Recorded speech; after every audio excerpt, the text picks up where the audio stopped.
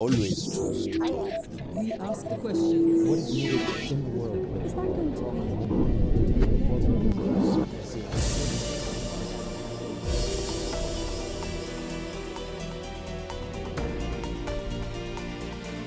U ovom izdanju emisije Recite Al Jazeeri razgovaramo sa Desislavom Gotskovom, šeficom regionalne antikorupcijske inicijative i analiziramo borbu protiv korupcije, nepotizma i organizovanog kriminala na Balkanu. So Ms. Gotskova, hello and welcome to the Al Jazeera Balkans channel, and thank you so much for taking time to speak to us. Now, December 9th is marked annually as the International Anti-Corruption Day. Now, we are in a region that has been facing numerous challenges over the past 30 years. As it has gone through a very turbulent post-communist transition. Corruption is one of these challenges. Why, in your opinion, is it important to raise the public's awareness on rooting out corruption? Firstly, Haron, let me thank you for the invitation to speak about this very sensitive and hard topic, corruption, and present regional anti-corruption initiatives activities in this field on the occasion of the International Anti-Corruption Day.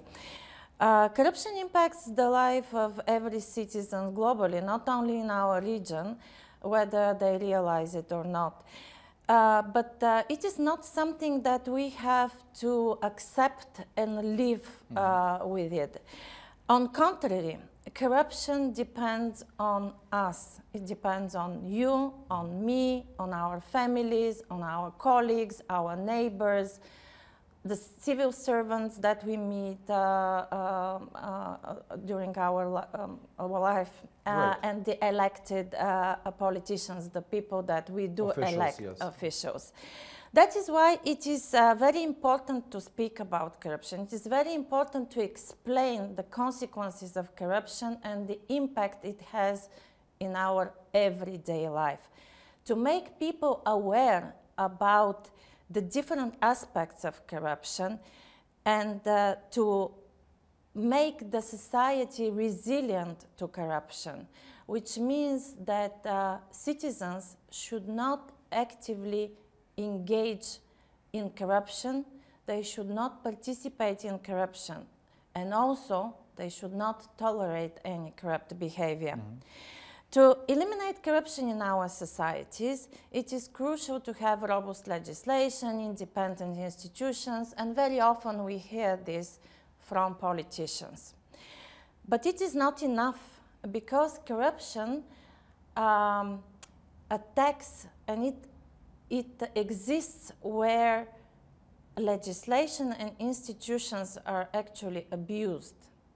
That means that we need good and honest people to implement the legislation and to also work for these institutions. So it's not only important to have good laws and a good legal system, people must have a culture of abiding by laws. Exactly. To break the vicious circle of corruption, we have to promote the culture of integrity, because integrity is the antidote for corruption.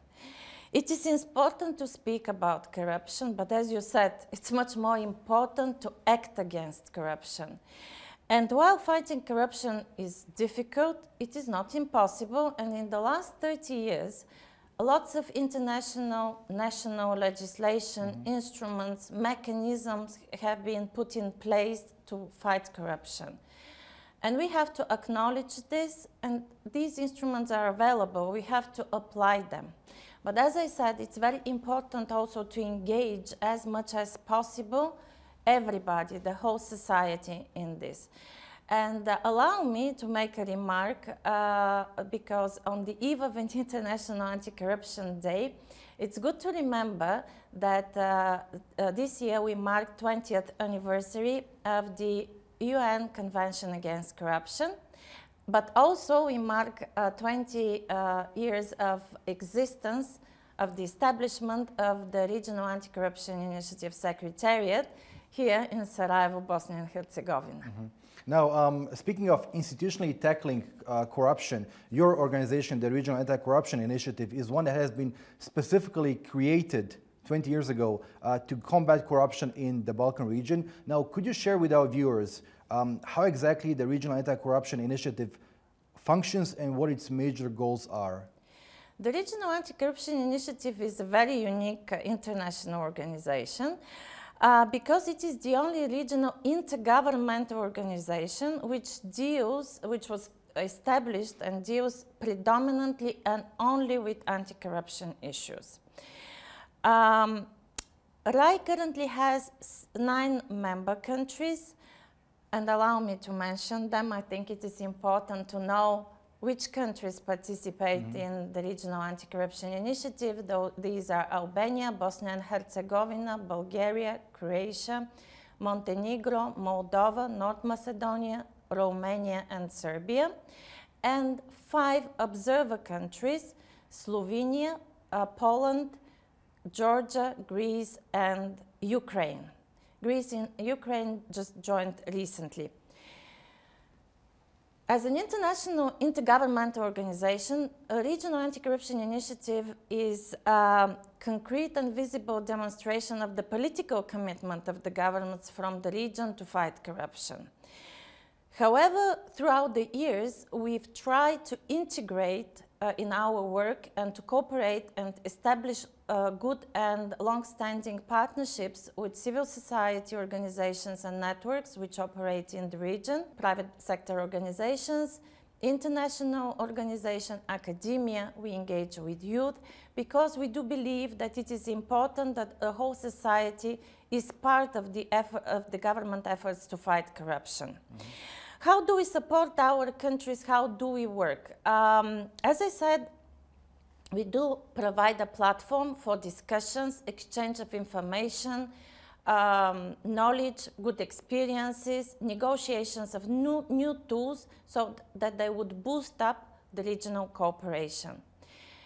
As I've explained as I've mentioned, corruption is a very complex phenomenon, and therefore we channel our efforts through prioritizing areas of corruption that we deal with.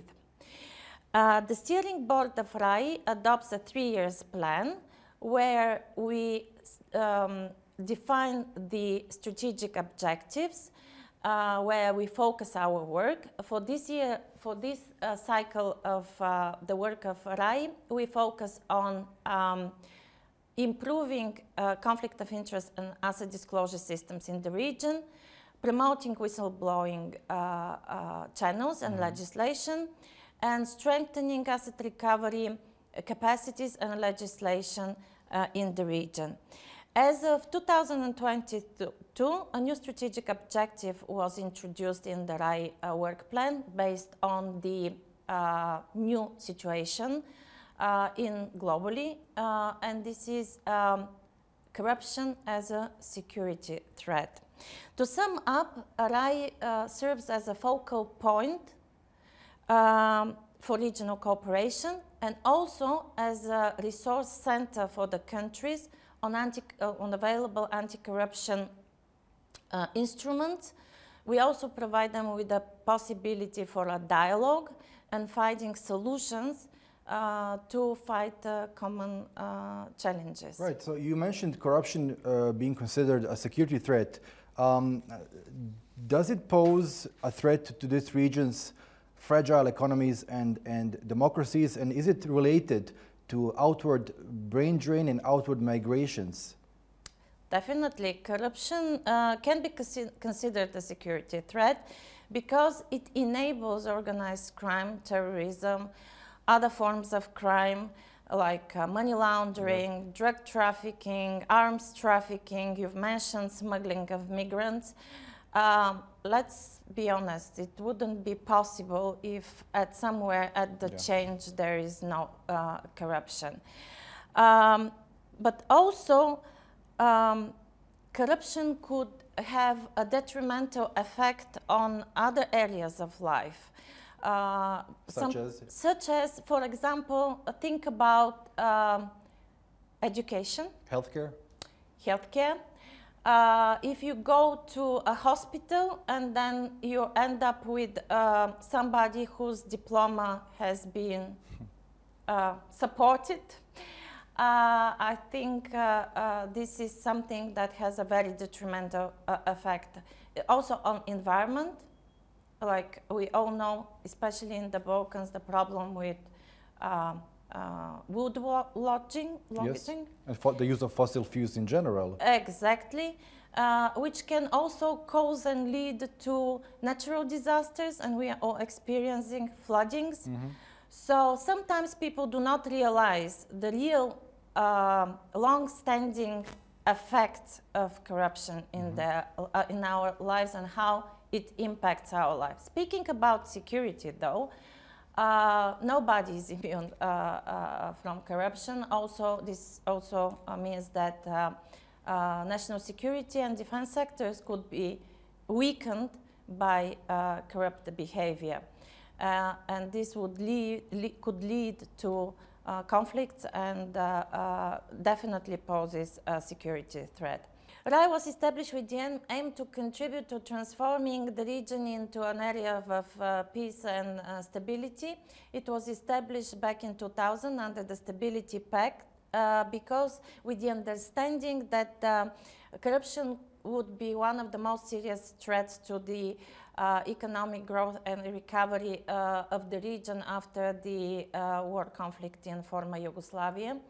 And I think this is quite unique as well. And nowadays, with in the world that we live in, I could see, especially in the last 2 years, lots of interest from outside, from other parts of the globe to our organization, how it functions, how we do cooperate, how we find a way to have a regional response to common challenges. Right.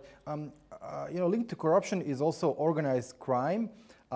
Professor James Kerr-Linsday of St. Mary's University described the Balkan region's economic underdevelopment and levels of corruption as creating a quote-unquote breeding ground for organized crime. Is this something you agree with? Yes, I would agree, also based on my professional background, working for the Bulgarian Anti-Corruption Commission and also for the EU in the field of fight of organized crime. This is definitely the case. Unfortunately, corruption, by weakening the institution, corruption fuels organized crime. And because it weakens the rule of law, it weakens the economies, it weakens the administration.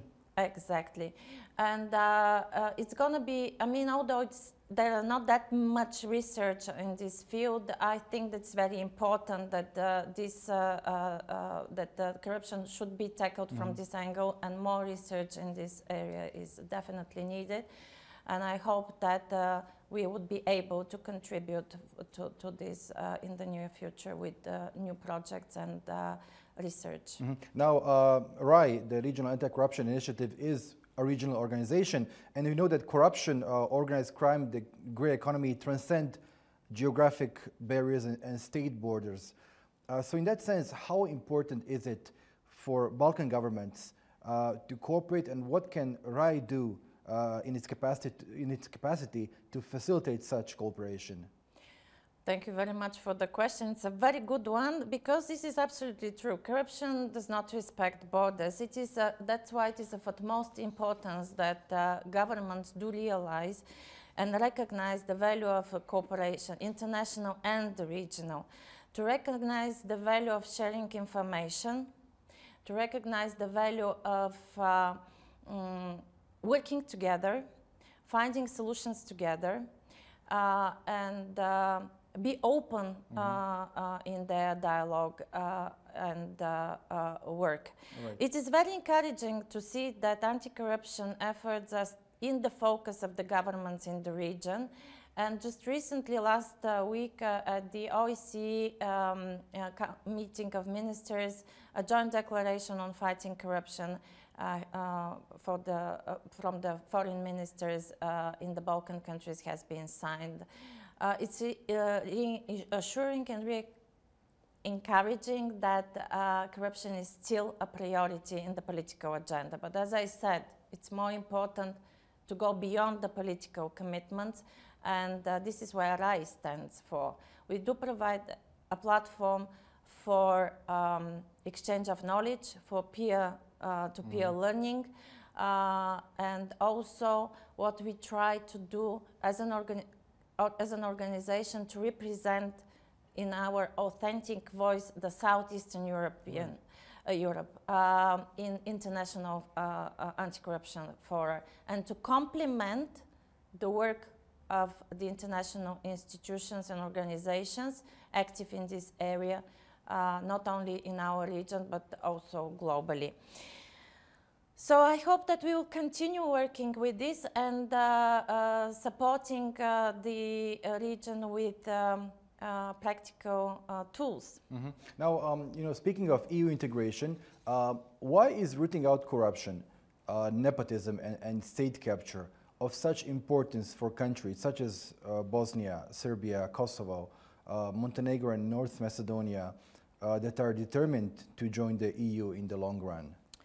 Well, it is one of the main requirements to join EU, of course, and I know that most of our audience is probably tired to listen about it.